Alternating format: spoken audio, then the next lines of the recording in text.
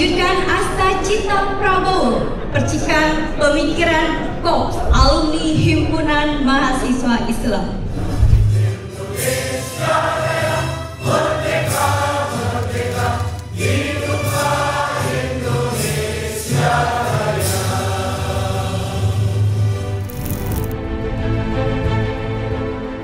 Saya pengurus Dewan Narasumber Tingkat Nasional.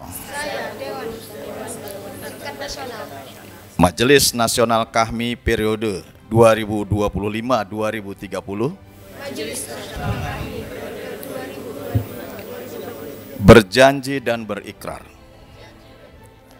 bahwa saya dengan kesungguhan hati dan seadil-adilnya akan melaksanakan ketentuan organisasi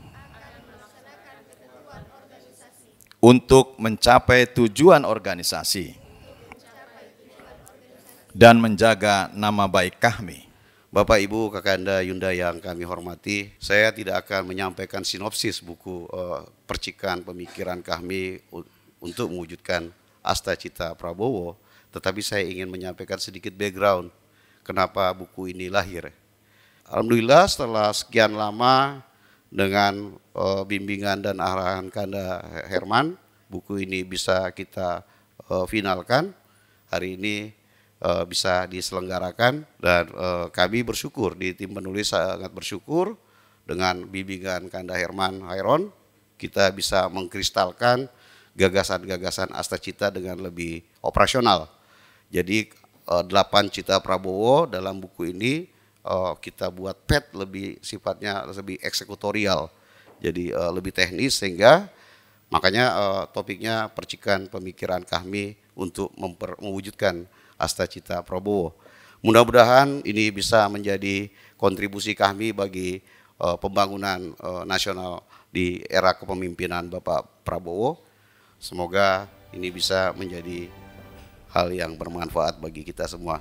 Bismillahirrahmanirrahim. 1, 2, 3. Ada program-program negara yang menjadi program unggulannya Presiden, tapi KAHMI kok tidak memberikan tanggapan secara terdokumentasi. Oleh karenanya, kita mencoba menggagas ini. Pak Prabowo ini memiliki program-program yang luar biasa. 8 visi yang diemban, yang kemudian dijabarkan dalam 8 program dan 17 program cepat, tentu ini menjadi program 5 tahun ke depan. Yang saat ini sangat masif, ya makan bergizi gratis.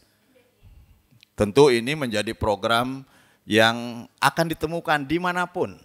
Kita masuk ke pelosok-pelosok akan ditemukan. Memang targetnya 82,9 juta sasaran, namun memang baru tercapai beberapa. Mungkin nanti Pak Menko juga bisa menyampaikan terkait dengan update ya, karena beliau ini menteri koordinator yang menurut saya pasti mengetahui seluruh program yang ini menjadi program unggulannya Pak Prabowo. Jadi Pak Menko, kami menganggap penting bahwa Menko Infrastruktur dan Pembangunan Wilayah ini kunci dari menuju kepada pertumbuhan 8%. 100 hari ini telah dijalankan, bagaimana ke depan yang akan dilakukan, bagaimana perspektif Asta Cita untuk memakmurkan seluruh rakyat Indonesia. Hari ini kita menghadiri sebuah forum yang mulia. Tadi sudah kita saksikan bersama ada peluncuran buku yang tentunya juga kita harapkan bisa menghadirkan berbagai pemikiran yang baik dan diperlukan oleh pemerintah dan juga oleh negeri ini. Judulnya mewujudkan Asta Cita Presiden Prabowo. Selamat kepada Profesor Rizal Halim dan seluruh tim penulis buku ini, dan dilanjutkan dengan diskusi publik, menghadirkan narasumber, dan tentunya nanti ada tanya jawab dan masukan-masukan yang berarti yang saya juga ingin bisa mengetahuinya dalam kapasitas saya sebagai Menteri Koordinator Bidang Infrastruktur dan Pembangunan Kewilayahan. Saya juga mengucapkan selamat tentunya atas pelantikan Dewan Narasumber yang tadi sudah diangkat dan dilantik secara langsung oleh Koordinator Presidium, dan tentunya kita harapkan bisa menjalankan tugas dengan baik di seluruh wilayah Indonesia. Tadi saya sambil mendengar apa itu Dewan Narasumber dan apa saja tugas dan perannya. Ternyata penting sekali dalam rangka membangun bukan hanya soliditas, tapi juga terus mencetak kader-kader terbaik, regenerasi yang tidak pernah putus, dan tentunya kita harapkan HMI, KAHMI akan terus mengambil peran strategis dalam pembangunan bangsa ke depan. Menuju 20 tahun ke depan, Indonesia 2045, mudah-mudahan juga bukan hanya sekedar jargon dan tagline dalam narasi kampanye atau narasi publik, tetapi benar-benar bisa kita wujudkan Indonesia yang semakin maju negaranya dan semakin sejahtera rakyatnya. Dan itu semua membutuhkan kerja keras dan kerjasama kita semua. Tidak berlebihan jika kita mengapresiasi bahwa Presiden Prabowo Subianto yang juga meletakkan pentingnya persatuan, kerukunan, dan juga harmoni sebagai landasan utama jika Indonesia ingin maju dan melesat ke depan. Karena sekali lagi, di tengah-tengah heterogenitas, pluralisme yang seringkali dieksploitasi secara berlebihan, menghadirkan gesekan, menghadirkan benturan yang sekali lagi bisa menghambat kemajuan Indonesia. Justru beliau mengatakan dan memberikan contoh, mari kita rangkul semua elemen. Jika mau dan jika punya keinginan yang sama dan visi dan tujuan yang sama, mari bergabung bersama-sama dalam perahu besar.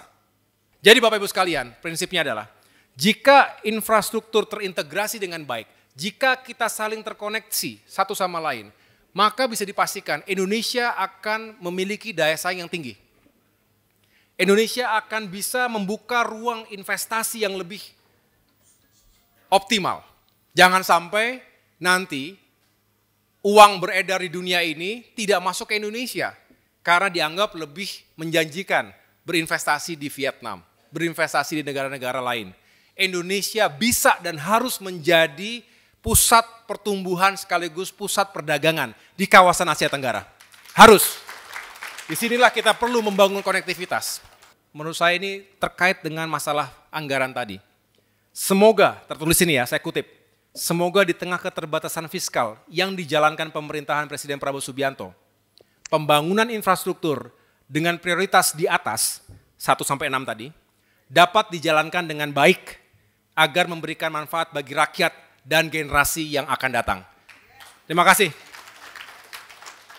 Akhirnya saya ingin mengajak keluarga besar KAHMI, keluarga besar HMI untuk membangun sinergi dan kolaborasi. Oleh karena itu sekali lagi saya mengucapkan terima kasih atas undangan dan kehormatan ini. Tadi saya dibisikkan katanya Panglima Besar Sudirman menyampaikan pada saat kongres pertama, HMI adalah harapan masa depan Indonesia.